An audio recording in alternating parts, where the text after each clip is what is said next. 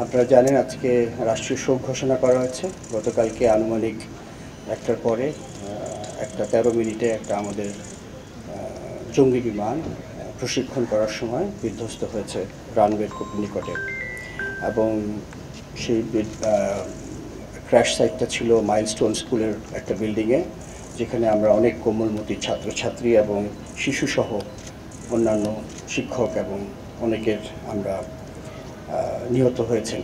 প্রথমে আমি তাদের আত্মার মাগফিরাত কামনা করছি। এছাড়াও অনেকেই আহত হয়েছেন এবং তারা বিভিন্ন হাসপাতালে চিকিৎসাধীন আছেন। আমি এখানে আসার আগেই সিএমএইচে দেখে এসেছি। ওয়ার্ড ইউনিটে যাবো ইনশাল্লাহ একটু পরে, অন্যান্য জায়গাও যাওয়ার ইচ্ছা আছে।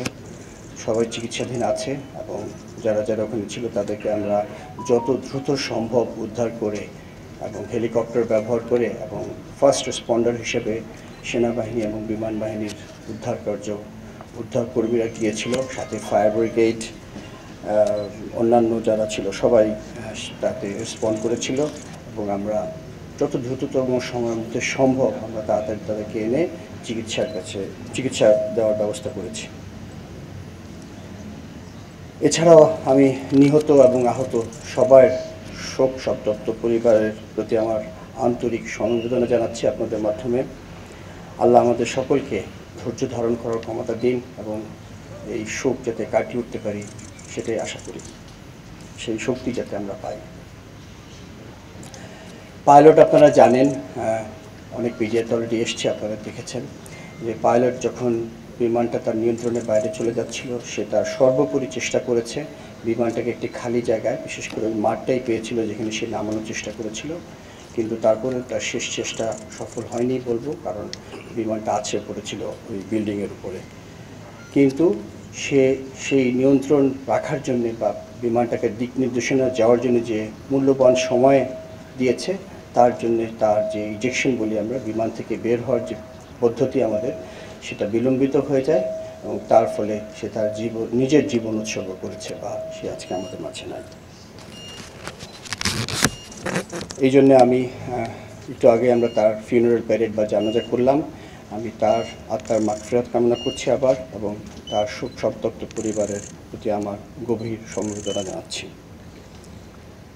আপনারা অলরেডি দেখেছেন গতকালকে থেকেই দেশের এই বিপদের সময় আমাদের মাননীয় প্রধান উপদেষ্টা, অন্যান্য উপদেষ্টাবৃন্দ, বিভিন্ন রাজনৈতিক দলের নেতৃবৃন্দ, আইন শৃঙ্খলা বাহিনী, চিকিৎসকবৃন্দ, ফায়ার সার্ভিস, স্বেচ্ছাসেবী, বিভিন্ন সেবা প্রদানকারী সংস্থা, সাধারণ ছাত্র, শিক্ষক ও সাধারণ জনগণ কাঁধে কাঁধ মিলিয়ে পরিস্থিতি মোকাবেলা করেছে। এই ধরনের যখন আমরা ঐক্যবদ্ধভাবে কাজ করি, তখনই আমরা বুঝতে পারি যে আমাদের যে কোনো ধরনের বিপদে আসলে আমরা কতটা ঐক্যবদ্ধ হতে পারি, এবং সুন্দরভাবে কালকে আমরা সবাই মিলে কাজ করেছি এবং উদ্ধার করতে সক্ষম হয়েছি। অবশ্যই সেনাবাহিনী এবং বিমান বাহিনী প্রথম দিকে গিয়েছিল এবং তারা তাদের বিশেষ উদ্ধারকারী যেসব যন্ত্রপাতি আছে বিমান বাহিনীর হেলিকপ্টারের মাধ্যমে তারা ফার্স্ট রেসপন্ডার হিসেবে সমস্ত আহতদেরকে এবং নিহতদেরকেও নিয়ে এসেছিল ওখান থেকে। আমি আপনাদেরকে জানাতে চাই যে সরকার বা আমাদের মাননীয় প্রধান উপদেষ্টা প্রথমেই বলেছেন যে এদের যারা আহত হয়েছে তাদের সুচিকিৎসার বন্দোবস্ত করতে হবে, এবং সে ব্যাপারে তাদের কাছ থেকে আমরা সম্পূর্ণ আশ্বাস পাচ্ছি। ইনশাআল্লাহ সমস্ত ধরনের চিকিৎসা ব্যবস্থা তাদের করা হবে। সরকারের পাশাপাশি বিমান বাহিনীও সবসময় হতাহতের পাশে থাকবে এবং থাকছে।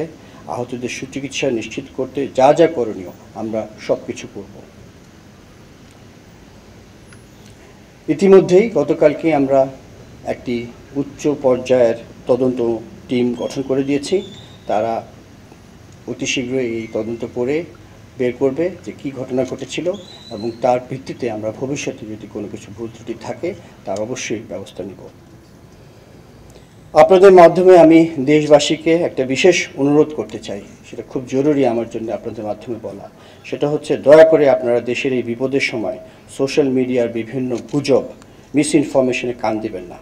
একটি শক্তিশালী বিমান বাহিনী দেশের স্বাধীনতা ও সার্বভৌমত্বর জন্য অপরিহার্য। দয়া করে গুজব ছড়িয়ে দেশের সার্বভৌমত্বের এই স্তম্ভকে দুর্বল করে দেবেন না। এই মর্মান্তিক দুর্ঘটনায় আপনাদের সবার মতো আমারও হৃদয় ভেঙে গেছে। আপনারা জানেন যে আমি মাত্র সফরে বেরিয়েছিলাম, একটা জরুরি সফর ছিল। আমি ওই বিমানবন্দর থেকেই সরাসরি ফিরে এসেছি আজকে সকালে। যখন সংবাদ পেয়েছি আমার বাকরুদ্ধ হয়ে গিয়েছিলাম যে অনেক দুর্ঘটনাই হয়েছে সারা বিশ্বে বিমান বাহিনীতে বা বিমান দুর্ঘটনা আমরা জানি হইতেই পারে, কিন্তু এই ধরনের একটা হয়েছিল কিছুদিন আগে আমাদের প্রতিবেশী দেশে, যেখানে জনগণ অনেক মৃত্যুবরণ করেছে। আজকে গতকালকে আমাদের দেশে একটা হয়েছে। সেই ধরনের দুর্ঘটনা খুব সচরাচর হয় না। এটা আমাদের জন্য খুবই দুঃখজনক, কিন্তু একটা কথা বলতেই হয়, যখন দুর্ঘটনা হয় সেটা আল্লাহ জানেন কেন, ভালো মন্দ কী আছে এটার ভিতরে। তবে যে অপূরণীয় ক্ষতি হয়ে গিয়েছে সেটা রিকভার করাই হবে আমাদের মূল কাজ। বা যদিও জানি এটা কোনোভাবেই পারিবারিকভাবে আমরা সম্ভব করতে পারবো না, বাট আমি যেটা বলেছি বারবার যে আমরা তাদের পাশে থাকবো। আমরা সম্মিলিতভাবে অনেকেরই কষ্ট কিছুটা হলেও লাঘব করতে সক্ষম হব ইনশাআল্লাহ। আহতের সুচিকিৎসা এটাই এখন আমার মনে হয় সবচেয়ে জরুরি। যারা আমাদের মাঝে এখনও অসুস্থ হয়ে আছেন বা আহত হয়ে আছেন, তাদেরকে আমরা সর্বাত্মক চিকিৎসা প্রদান করব এবং তারা যাতে সম্পূর্ণভাবে সুস্থ হয়, সেটাই আমাদের মূল লক্ষ্য। এই বিষয়ে আমি আপনাদের সকলেরও বা যারা আছেন সবার সহযোগিতা কামনা করছি। আরেকটা কথা আমি বলতে চাই আপনাদের মাধ্যমে to the international media, that the same thing which you have heard, the incident has taken place and we are doing our inquiry.